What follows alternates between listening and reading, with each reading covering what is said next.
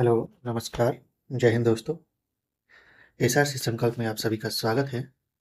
आज के इस सेशन में हम प्राचीन भारत के दूसरे अध्याय के बारे में पढ़ेंगे, जिसमें हम पशुचारण और खाद्य उत्पादन यानी कि पाषाण काल के दौरान मनुष्य किस प्रकार रहते थे, किस प्रकार के भोजन करते थे, उनके जीवन यापन का तरीका क्या था।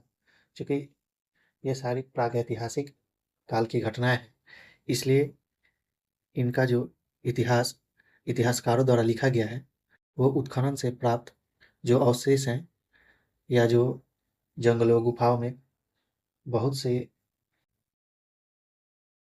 पत्थरों के जो उपकरण मिले हैं या हड्डियों के उपकरण, कुछ चित्र वगैरह मिले हैं जैसे भीमबेटका में, तो इन सभी के आधार पर ही इस काल के इतिहास को लिखा गया है। तो आज के इस क्लास में हम पाषाण काल से संबंधित जानकारी देखेंगे हम। साथ ही साथ हम इस काल का विभाजन भी करेंगे, जो पूरा पाषाण काल, मध्य पाषाण काल और नवपाषाण काल के रूप में इसका विभाजन किया जाता है। फिर पुनः हम पूरा पाषाण युग को 3 भागों में बांटते हैं। यहाँ पर हम निम्न पूरा पाषाण काल, मध्य पूरा पाषाण काल और उच्च या उत्तर पूरा पाषाण काल, इसका हम विभाजन 3 भागों में करते हैं। इसके बाद हम मध्य पाषाण के बारे में देखेंगे, नवपाषाण काल के बारे में, और नवपाषाण काल के जो स्थल हैं, हम भारत के क्षेत्र को हम विभिन्न हिस्सों में बांट करके उस हिसाब से देखेंगे कि किन किन क्षेत्रों में किस प्रकार के अवशेष मिले हैं और वहाँ पर किस प्रकार के बर्तनों का प्रयोग किया गया है या कृषि की जानकारी उस समय के लोगों की थी या नहीं, जिसमें हम उत्तर पश्चिमी प्रांत के बारे में भी देखेंगे। उत्तर पश्चिमी प्रांत हो गया, नॉर्थ ईस्ट हो गया, बेलन घाटी हो गया, बिहार, मध्य गंगा घाटी, दक्षिण भारत, इन सब क्षेत्रों को हम बारी बारी से देखेंगे और उसके बाद हम ताम्रपाषाण युग के बारे में भी चर्चा करेंगे। साथ ही ताम्रपाषाण संस्कृतियों की जो विशेषताएं थी, इनके कौन कौन से मुख्य स्थल हैं जहाँ पे किस प्रकार के खिलौने, मूर्तियाँ या फिर बर्तन आदि जो भी मिले हैं, उन सब के बारे में भी देखेंगे। साथ ही ताम्रपाषाण कालीन जो क्षेत्र जैसे कि अ, आहार अथवा बनास संस्कृति के नाम से जानते हैं, जो कि काफ़ी प्रसिद्ध है। दूसरा एक कायथा संस्कृति के बारे में भी हम पढ़ेंगे, मालवा संस्कृति, जुड़वे संस्कृति। तो बारी बारी से इन सभी के बारे में आज के इस हम अध्याय में पढ़ने वाले हैं। तो आइए शुरू करते हैं। चूंकि हम जानते हैं कि मनुष्य काफी अरसे तक शिकारी संग्रहकर्ता का जीवन बिताता रहा। अपने अस्तित्व के आरंभ से लेकर आज तक का जो समय है, उसका 99% जो हिस्सा है, मनुष्य जाति ने शिकारी अथवा संग्रहकर्ता के रूप में बिताया है। कहने का तात्पर्य है कि मनुष्य मात्र 10,000 वर्ष पूर्व ही कृषि द्वारा उत्पादन करना सीखा है। कितने वर्ष पहले? मात्र 10,000 वर्ष पूर्व। इससे पहले मनुष्य जो था वह पूर्णतः प्रकृति पर निर्भर था। इसलिए इस काल के मानव इतिहास को जानना जरूरी है। अगर हम बात करें पाषाण युग की, तो पृथ्वी लगभग 4 करोड़ वर्ष पुरानी है और इसका विकास 4 अवस्थाओं को दर्शाता है। इसकी जो चौथी अवस्था है वह क्वाटरनरी कहलाती है और क्वाटरनरी को 2 भागों में बांटा जाता है, प्लेस्टोसीन और होलोसीन।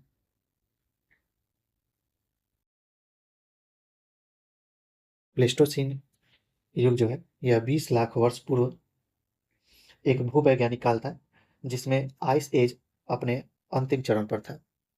आइस एज की जब भी बात होती है बर्फ युग की, यानी कि इस युग में जो था, धरती या पृथ्वी कह सकते हैं, या बर्फ से ढकी हुई थी। मानव के विषय में कहा जाता है कि यह पृथ्वी पर अफ्रीका में प्लेस्टोसिन काल के आरंभ में प्रकट हुआ था, लेकिन आधुनिक मानव लगभग 2.6 मिलियन पीछे का है। ये भी हम याद रखेंगे कि अफ्रीका में जो मानव प्रकट हुआ था यह प्लेस्टोसिन काल का है।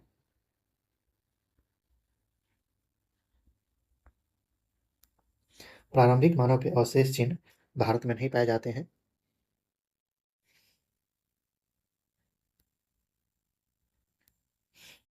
हालांकि हाल ही में महाराष्ट्र में बोरी से मिली एक रिपोर्ट से पता चलता है कि यहाँ मानव 1.4 मिलियन वर्ष पहले प्रकट हुआ था।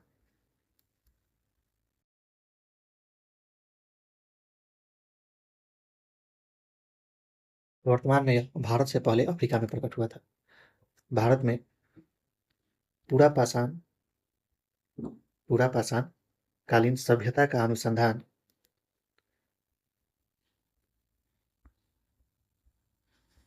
सर्वप्रथम 1863 ईस्वी में प्रारंभ हुआ।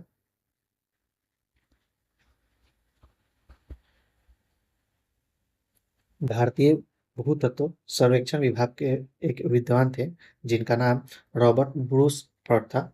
भारतीय भूतत्व सर्वेक्षण विभाग के जिनका नाम रॉबर्ट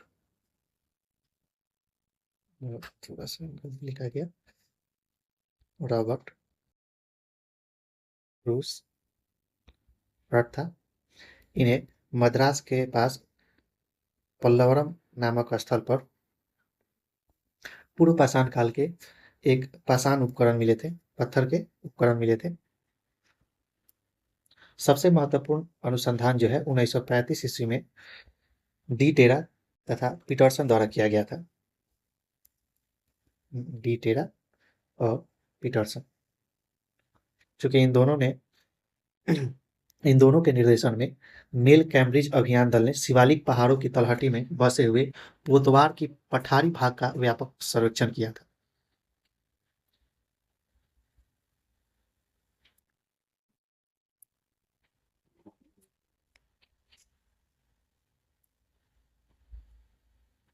पर्यावरण और जलवायु में हुए परिवर्तन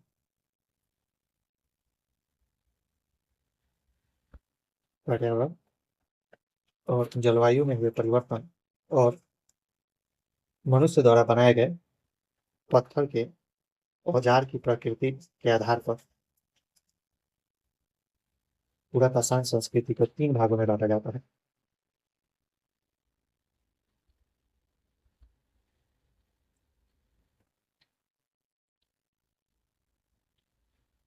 सॉरी, पाषाण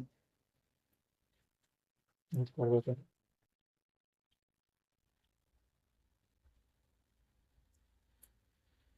पहला है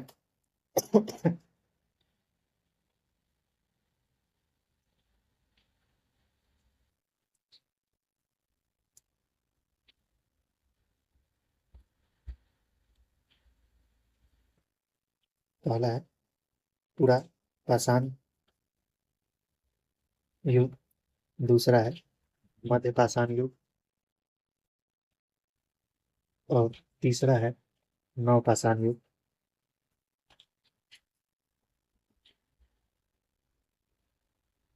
पूरा पाषाण को 3 अवस्थाओं में विभक्त किया जाता है।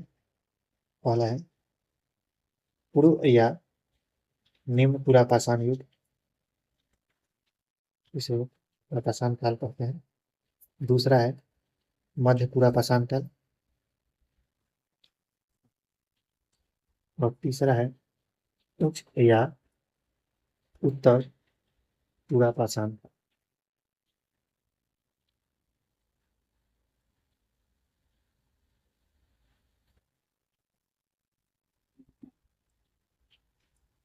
पूरा पाषाण युग का जो काल है वह लगभग 5 लाख वर्ष 5 लाख वर्ष पूर्व प्रारंभ हुआ और 8,000 ईसा पूर्व तक चला।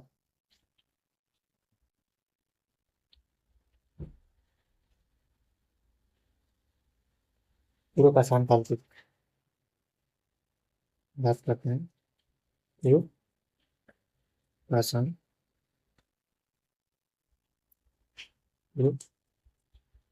पूरा पाषाण काल।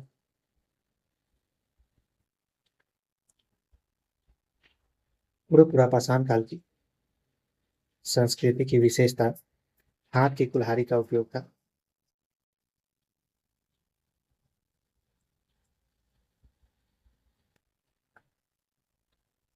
पत्थर का प्रयोग मुख्यतः काटने या छीलने के लिए होता है। इसलिए इन उपकरणों को पर्तक अथवा गडासे कहा जाता है। इनके अगर प्रमाण या स्थल देखने हैं तो ये सोहन नदी घाटी के उत्खनन से पाषाण के अनेक गड़ासे, खंडक उपकरण तथा अपरिष्कृत शल्क प्राप्त हुए हैं। अगर हम बात करें मध्यपूर्व पाषाण युग की,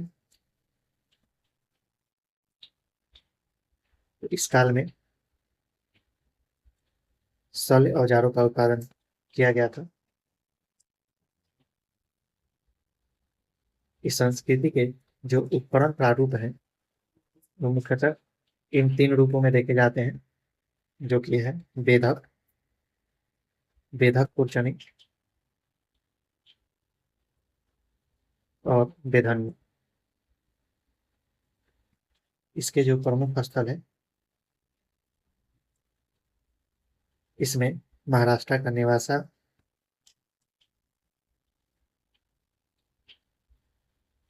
नर्मदा तट के अनेक स्थान और तुंगभद्रा के दक्षिणी भागों में।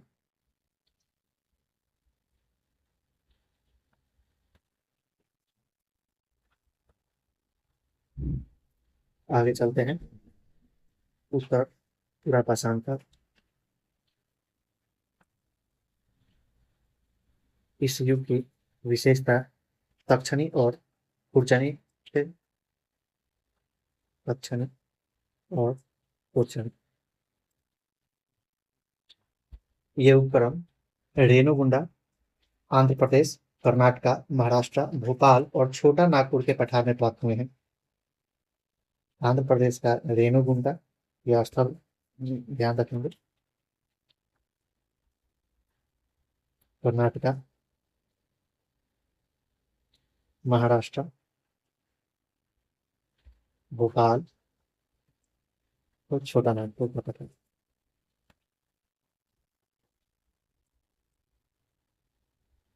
इसका जो प्रमुख स्थल है वह है इलाहाबाद के बेलन घाटी। इस काल में पत्थर के साथ साथ अस्थिर उपकरण का भी प्रयोग होता था और इस अस्थिर उपकरण के जो अवशेष हैं वह आंध्र प्रदेश के बेटमचेली नामक स्थान पर प्राप्त हुआ है।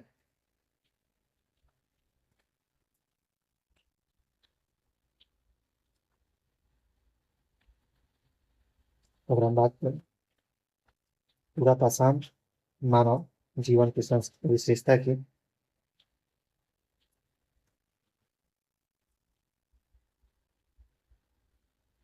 मुख्यतः हम यह लिख सकते थे कि इस समय के जो मानव थे वे पत्थर के औजारों का प्रयोग करते थे। वे भोजन संग्रह करता थे।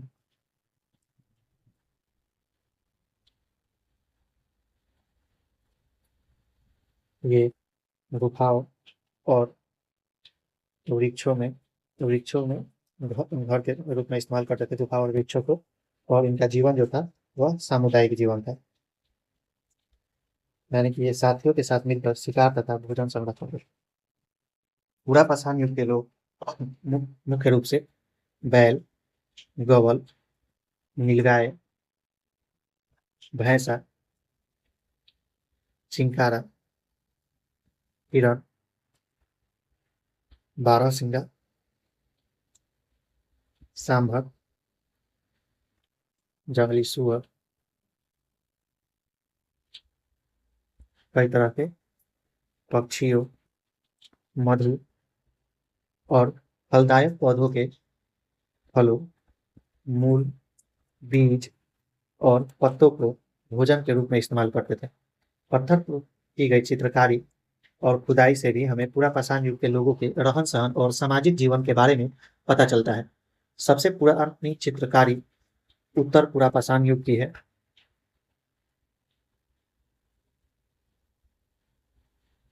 विंध्य क्षेत्र में स्थित भीमबेटका में विभिन्न कालों की चित्रकारी देखने को मिलती है। प्रथम काल में उत्तर पूरा पाषाण युग की चित्रकारी में हरे और गहरे लाल रंग का उपयोग हुआ है। हरे और गहरे लाल रंग का। इन चित्रों में आपको भैंसे, हाथी, बाघ, गेंडे और सुअर के चित्र देखने को मिलते हैं मुख्य रूप से। ये चित्र काफी बड़े हैं। खुदाई और चित्रकारी से पता चलता है कि शिकार ही इनका जीवन यापन का मुख्य साधन था। पूरा पाषाण युग के लोग छोटे-छोटे समूहों में रहते थे और उनका जीवन निर्वाह पशुओं और पेड़-पौधों पर निर्भर था।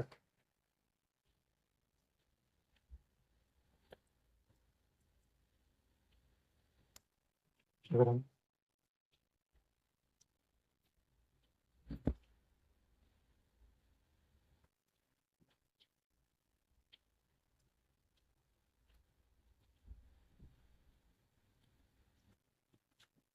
मधेपुरा पाषाण युग,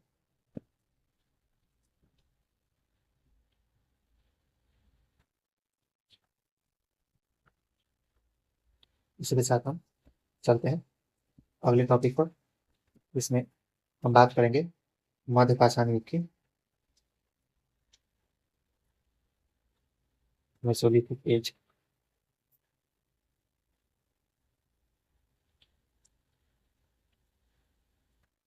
इस युग को मध्य पाषाण युग इसलिए कहा जाता है क्योंकि यह युग पूरा पाषाण युग और नव पाषाण युग के बीच का है। भारत में इस युग का प्रारंभ 8000 ईसा पूर्व से माना जाता है। यह काल लगभग 4000 ईस्वी तक चलता रहा। इस युग में भारी जलवायु परिवर्तन हुए और 8000 ईसा पूर्व के आसपास उच्च पुरापाषाण युग का अंत हो गया। जलवायु उष्ण और शुद्ध हो गए। जलवायु में हुए परिवर्तनों के साथ साथ वनस्पति जीव जंतुओं में भी परिवर्तन हुए और मानव के लिए नए क्षेत्रों की ओर आगे बढ़ना संभव हुआ। इस संस्कृति में भारत में मुख्य स्थल छोटा नागपुर, मध्य भारत, कृष्णा नदी, दक्षिणी क्षेत्र,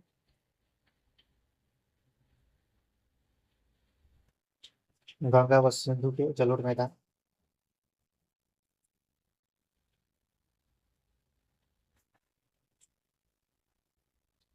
मध्य भारत तथा पूर्व के पर्वतीय क्षेत्र आते हैं।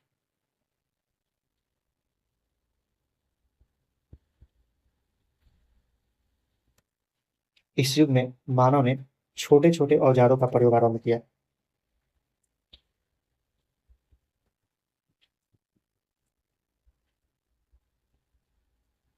और ये औजार 3 प्रकार के होते थे। एक खुरचने वाले, दूसरे छेद करने वाले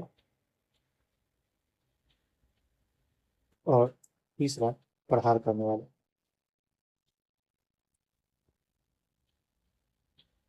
इस युग के जो औजार हैं वह पूरा पाषाण काल की तुलना में अधिक सुंदर और सुलभ। इस इस युग में शिकार तथा कंदमूल के साथ-साथ मछली पकड़ना भी प्रारंभ हो गया था। मानव ने मनके से बने आभूषण भी पहनने प्रारंभ कर दिए थे।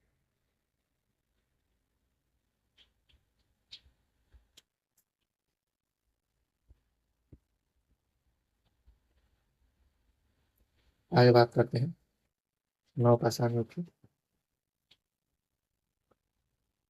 मानव समुदाय ने एक नवीन संस्कृति में प्रवेश किया, जबकि इससे पूर्व वह पूरी तरह से जीवित रहने के लिए प्रकृति के संसाधनों पर निर्भर रहता था, जैसा कि पूरा पाषाण युग तथा मध्य पाषाण युग में वह रहता था। अब उसने खेती करके स्वयं अपने भोजन को तैयार करना प्रारंभ कर दिया।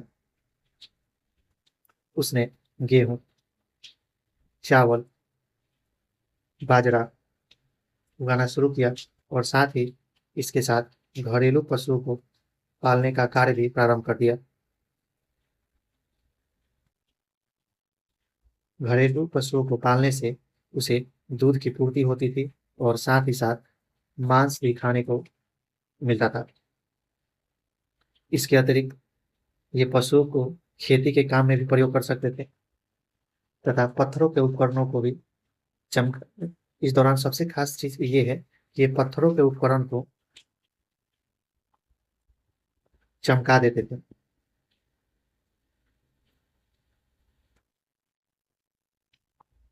भारतीय उपमहाद्वीप में नवपाषाण युग से संबंधित सबसे प्राचीन क्षेत्र जो है वह मेहरगढ़ है, जो कि 7,000 ईसा पूर्व के हैं। नवपाषाण युग के कुछ स्थल विंध्याचल पर्वतों के ऊपरी भाग के उत्तर पर पाए जाते हैं, जिनके विषय में यह विचार रखा गया है कि यह 5,000 ईसा पूर्व पुराने हैं। दक्षिण भारत में नवपाषाण स्थल 2500 ईसा पूर्व के बाद के हैं। क्योंकि इस काल में मनुष्य द्वारा पशुओं तथा पौधों को पालतू बनाने से ग्रामीण समुदाय का प्रकटीकरण एक अस्थायी तथा व्यवस्थित जीवन पर आधारित हो गया। क्योंकि यहाँ पर पौधे को पालतू बनाने से मतलब है कि इस काल के मानवों ने यह सीखा कि वह किन प्रकार के पौधों को उगा सकता है और एक जगह स्थिर रह करके उसकी खेती कर सकता है। तो ग्रामीण समुदाय का प्रकटीकरण और व्यवस्थित जीवन इस काल की विशेषता है। आज के भाषा में कहे तो कृषि टेक्नोलॉजी भी प्रारंभ हो गया और सबसे खास बात इस काल में कि मनुष्यों ने प्रकृति पर बड़ा नियंत्रण स्थापित किया। नवपाषाण काल के भारत में कुछ विभिन्न क्षेत्रों पर भी हम चर्चा कर लेते हैं। तो सबसे पहले हम बात करते हैं नॉर्थ वेस्टर्न रीजन की।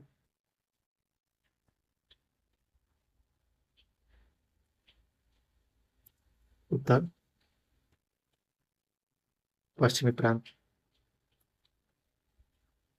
इस क्षेत्र में कृषि समुदायों के आरंभ होने के लिए नवीनतम प्रमाण जो कि बलूचिस्तान में मेहरगढ़ से आता है।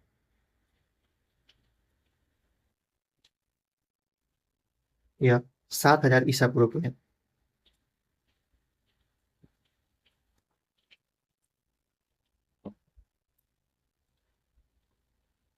कश्मीरी नवपाषाण संस्कृति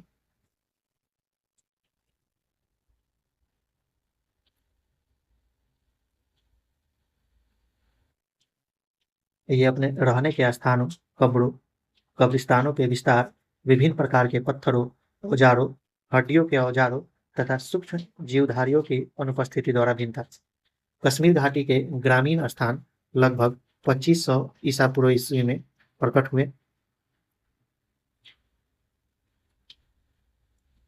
इसी प्रांत के नवपाषाण संस्कृतियों पर बुर्ज होम तथा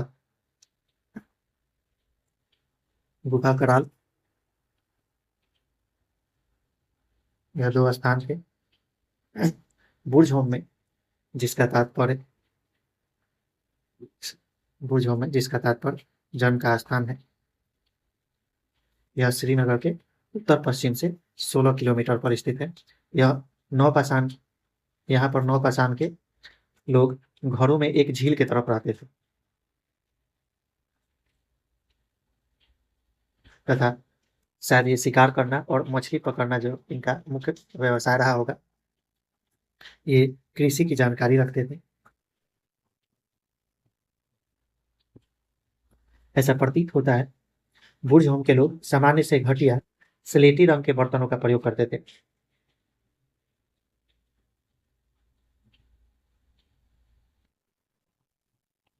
बुर्ज होम के घरेलू कुत्तों को अपने स्वामियों के साथ उनकी कब्र में दफनाया जाता था। गड्ढों में निवास तथा घरेलू कुत्तों को स्वामियों के साथ कब्र में दफनाने की प्रक्रिया नवपाषाण लोगों के समय भारत में किसी अन्य भाग में दिखाई नहीं देती।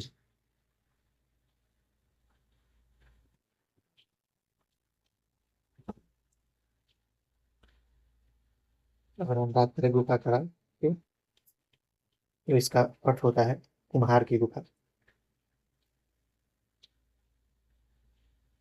यह श्रीनगर के दक्षिण में 45 किलोमीटर दूर है। यहाँ पर यानी कि इस युग में कृषि तथा घरेलू पशुओं को पालने की क्रियाएं लोग करते थे। दूसरा यह कि यहाँ पर अधिक चमकीले पत्थर के औजार, अधिक चमकीले पत्थर के औजार। नवपाषाण युग के लोग कश्मीर में बहुत से हड्डियों से बने औजार और शस्त्रों का भी प्रयोग करते थे। दूसरा स्थान जहाँ पर हड्डियों से बनी वस्तुएं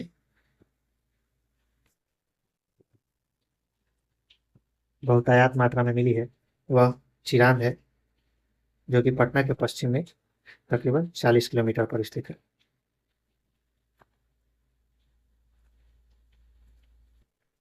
अगर हम नॉर्थ ईस्ट की बात करें तो नॉर्थ ईस्ट में नवपाषाण काल के उपकरण असम की पहाड़ियों में, मेघालय में गारो की पहाड़ियों से प्राप्त हुए हैं। असम की पहाड़ियों और मेघालय में गारो की पहाड़ियों से। ये भी तकरीबन 2500 ईस्वी पूर्व के हैं।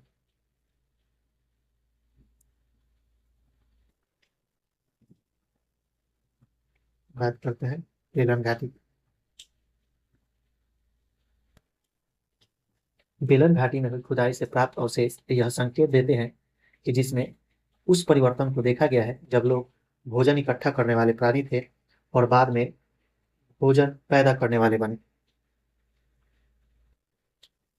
यहाँ तो संक्रमण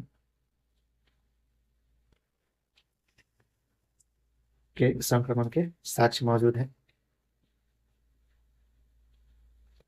जो संग्रहकर्ता से कृषक और अस्थायी समुदाय की ओर इशारा करते हैं। यह स्थान जो है, ये जो प्रमुख स्थल है, उसमें चौपानी मांडू,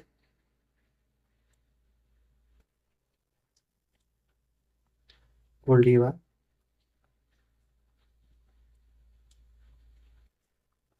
और मेहगारा है। ऐसा माना जा चुका है कि बेलन घाटी के नवपाषाण काल के लोग एक ऐसे किसानों के समुदाय के रूप में प्रकट हुए जिन्होंने भारत में सबसे पहले खेती की, सबसे पहले चावल की खेती की।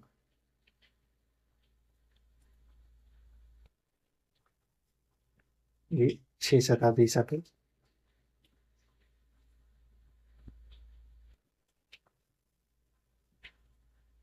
बर्तनों को बनाना बाद के मध्य पाषाण युग, प्रथम चरण के नवपाषाण युग के चरण में चौपानी मांडू, जो कि 8वीं से 9वीं शताब्दी ईसा पूर्व में दिखाई पड़ता है।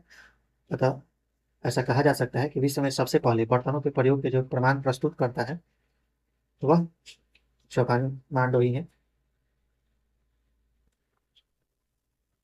बिहार, अगले टॉपिक को पढ़ाते हैं। बिहार, मध्य गंगा घाटी।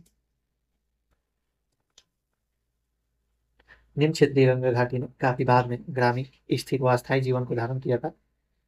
इस प्रांत के नवपाषाण युग के लोगों के जीवन के ढंग पर चेचर, सेन्यूर तथा ताराडीह आदि महत्वपूर्ण प्रकाश डालते हैं।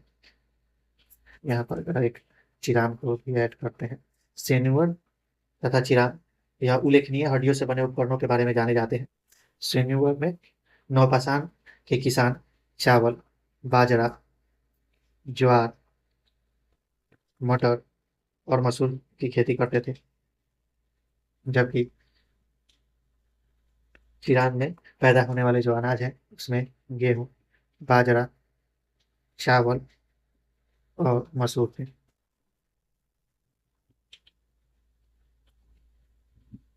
दक्षिण भारत, साउथ इंडिया। दक्षिण भारत में नवपाषाण युग की आबादी मुख्यतः गोदावरी नदी के दक्षिण में पाई गई थी और वे सामान्यतः पत्थर की पहाड़ियों के शीर्ष पर या नदी किनारों के पठारों पर आते थे। वे पत्थर की हथौड़ियों और पत्थर के बने तीव्र औजारों का प्रयोग करते थे।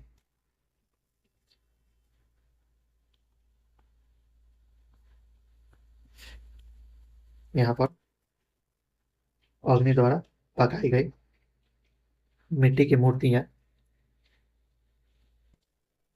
दर्शाती है कि वे बड़ी संख्या में पालतू पशु रखते थे। वे पीसने के लिए पत्थर की चक्कियों का प्रयोग करते थे,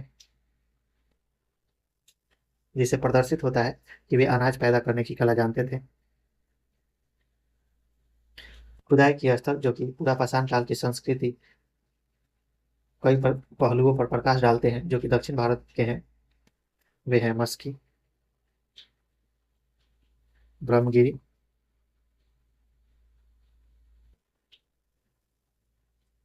हालूर, ओडेकल, संगनाकालू,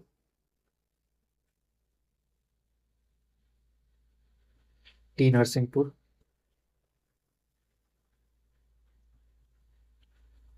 और कर्नाटका में तक्कलाकोटा, और तमिलनाडु में पेयमपल्ली।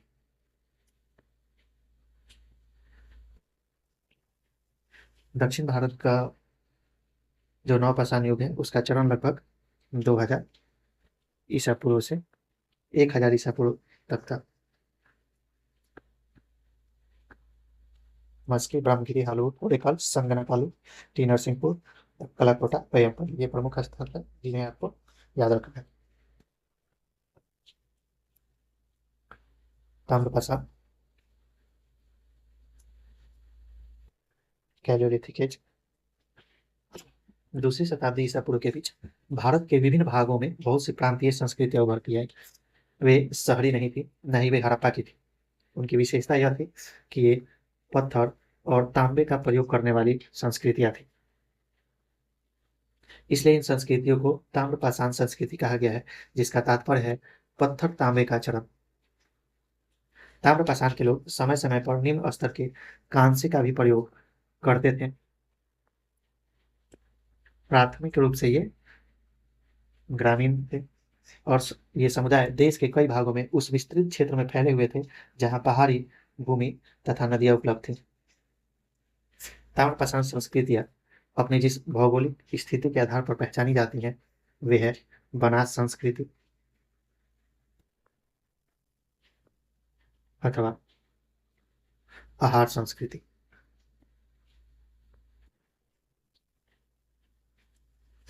यह बनास बेसिन में स्थित है, जो कि राजस्थान में है। इसका काल 2000 ईसा पूर्व से 1800 ईसा पूर्व तक का रहा है। दूसरा है कायथा संस्कृति। यह कायथा स्थल के प्रकार है। इसका काल 2000 ईसा पूर्व से 1800 ईसा पूर्व के ही है। मालवा संस्कृति, जो कि 1700 ईसा पूर्व से 1200 ईसा पूर्व के बीच का है। और अंततः जोरे संस्कृति, इन सभी के बारे में हम अभी यहाँ पर बारी बारी से चर्चा करेंगे। जोरे संस्कृति का जो काल है वह 1600 ईसा पूर्व से लेकर 1000 ईसा पूर्व तक का है। इन्हें बारी बारी से पढ़ने से पहले हम ताम्रपाषाण संस्कृति की विशेषता के बारे में समझते हैं। पहले उत्खनन के आधार पर विद्वानों का कहना है कि ताम्रपाषाण काली भारत का मानव गांव समाजों में रहता था। गांव का आकार छोटा था।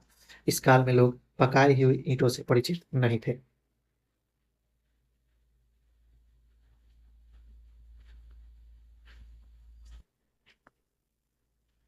इस काल में लोग ध्यान रखेंगे कि पकाई हुई ईंटों से परिचित नहीं थे।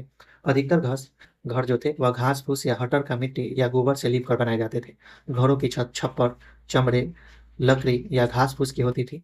अनेक स्थानों पर मकान का आकार चौकोर था, लेकिन कहीं कहीं गोलाकार गड्ढे वाले मकान भी प्राप्त हुए हैं। डॉक्टर हंसमुख सामफलिया,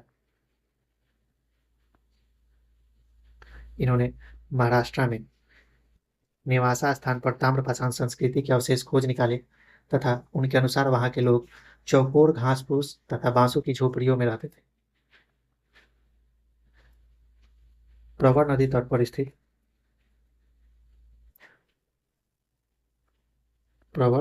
पर स्थित गांव में 35 से भी अधिक घरों की बस्तियां मिली है, जिनमें मकान गोलाकार तथा कुछ आयताकार थे। इस युग में भारतीय मानव विभिन्न प्रकार के पत्थर तथा तांबे के उपकरण व अस्त्र साथ साथ प्रयोग करते थे। धीरे धीरे छोटे छोटे आकार के उपकरण व अस्त्र अधिक लोकप्रिय होते गए। इस काल के छोटे आकार के पत्थर और औजार बड़ी संख्या में प्राप्त हुए हैं, जिन्हें विद्वानों ने लघु पाषाण कहा है। इस युग के प्रस्तर फलकों का विशेष महत्व है। दक्षिण भारत में मैसूर, हैदराबाद आदि क्षेत्रों में बहुत थोड़े ही कांस्य और तांबे के उपकरण प्राप्त हुए हैं। इसी कुछ आधार पर कई इतिहासकारों का कहना है कि दक्षिण में नवपाषाण के बाद सीधे ही लौह युग आया। उत्तर भारत में तांबे का सबसे अधिक उपकरण राजस्थान में मिले हैं।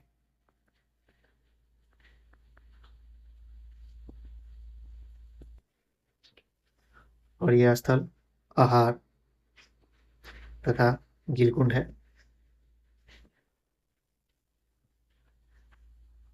गिलकुंड में पत्थर की कुल्हाड़ी कहीं आयताकार, तांबे कुल्हाड़ी की छेनियां अधिक मात्रा में मिली है। वे पहिएदार गाड़ियों, तलवारों, तीर कमान, भालों, कटारों, गुलेल आदि का प्रयोग करते थे।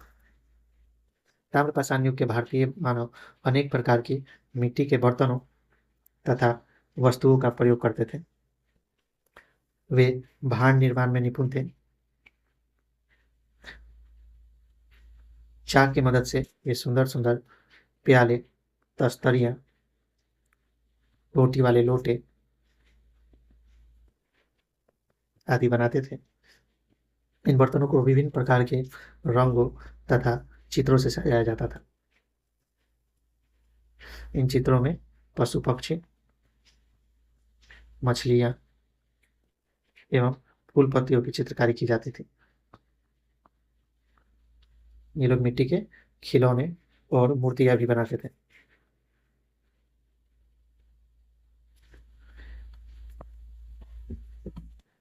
इस युग की संस्कृति के काले एवं लाल रंग से चित्रित मिट्टी के बर्तन कई स्थानों पर मिले हैं। कभी कभी इन बर्तनों पर सफेद रंग की रेखाओं से विभिन्न आकृति बनाई जाती थी। ताम्रपाषाण काल में भारतीय मानव ने कृषि कार्य में पर्याप्त उन्नति की। अब मानव नवपाषाण की तुलना में अधिक उत्तम हलों का प्रयोग करने लगा।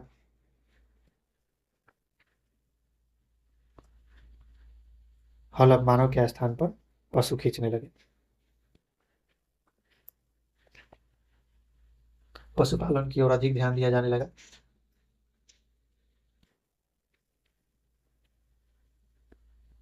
गोबर का खाद के लिए प्रयोग होने लगा। विशेष बात यह है कि वे लोग चावल पैदा कर सकते थे। इसके अलावा वे गेहूं, बाजरा, मसूर व उड़द की खेती करते थे। ताम्रपाषाण कालीन भारतीय मानव विभिन्न पशुओं को पालता था। दक्षिण पूर्वी राजस्थान, पश्चिमी महाराष्ट्र तथा पश्चिमी मध्य प्रदेश के लोग गाय, बकरी, सुअर और भैंसे पालते थे। वे संभवतः ऊंट तथा गधे गधे या खच्चर जैसे लद्दू जानवरों को भी पालते थे। वे लोग हिरण का शिकार करते थे।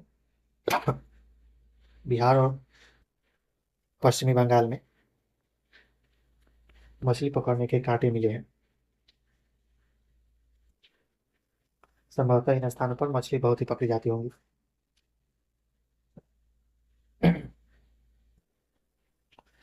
कृषि, पशुपालन, शिकार, मृदभांड निर्माण के साथ साथ मानव ने धातु कला,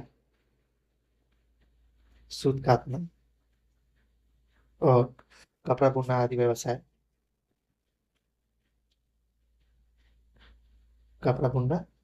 व्यवसाय भी इन्होंने अपनाया। संभवतः लोग वस्तु विनिमय द्वारा व्यापार करते होंगे। ऐसा माना जा सकता है कि इस युग में व्यवसायों का विशिष्टीकरण हुआ होगा। अगला पॉइंट है, ताम्रपाषाण संस्कृति के लोग अपने शवों को विभिन्न विधियों से विसर्जित या संस्कार करते थे। महाराष्ट्र के लोग अपने मृतकों के शवों को अपने ही मकान के आंगन में गाड़ देते थे। कब्रों में मृतक व्यक्ति की प्रिय वस्तुएं भी उसके शव के साथ रख दी जाती थी। अनुभव में वृद्धि के साथ साथ मानव ने प्राकृतिक शक्तियों को विभिन्न रूपों में पूजना शुरू कर दिया। इसलिए तांबे की मूर्तियां बनाई गई। अनेक स्थानों के उत्खनन में कई ताबीज और मुहरे भी प्राप्त हुई हैं जिन पर पशु चित्र बने हैं। संभवतः लोग जादू टोने में विश्वास रखते थे। स्त्रियों की लकी मूर्तियों से अनुमान लगाया जाता है कि इस काल में भारतीय मानव मातृ देवी की उपासना करता था।